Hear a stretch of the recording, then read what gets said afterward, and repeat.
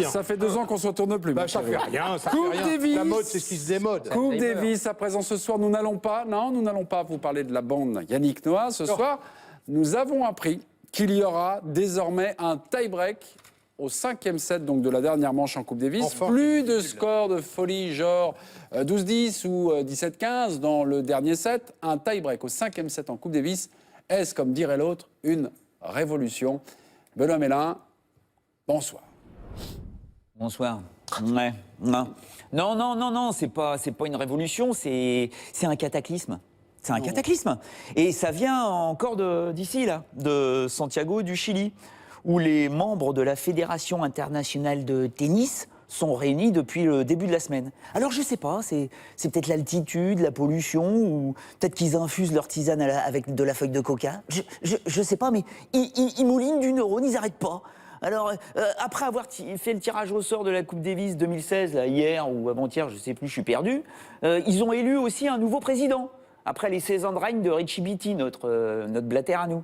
Le nouveau, c'est David Harrington, je ne sais plus exactement son nom, c'est un Américain qui, lui, il est obsédé. Il pense qu'il y a une chose, c'est changer le format de la Coupe Davis. Ah bah ça n'a pas traîné, tu l'as dit. Dès l'année prochaine, le 5e set, en simple comme en double, se jouera au tie-break. C'est terrible, ça me trouve.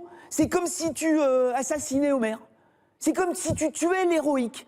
Sans rire. Le 15-13 de Clément Rosset dans un match de 5h46 de folie en Coupe Davis en 2001, ça n'existera plus.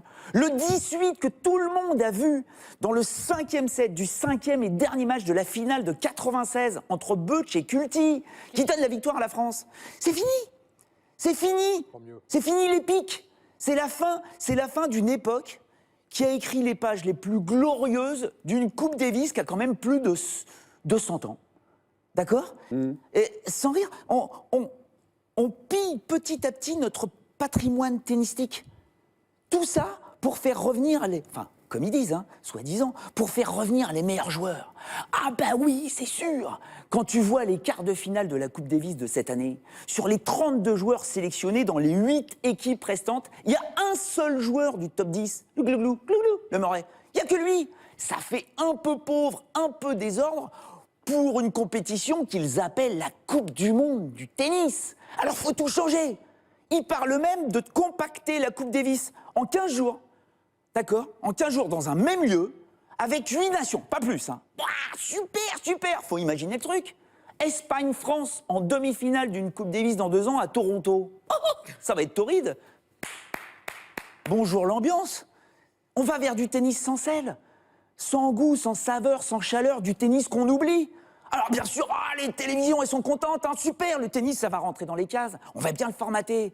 Ben moi, entre la dictature cathodique et les régimes tennistiques, ce soir, je suis triste. On va vous laisser, Benoît. C'est pas triste.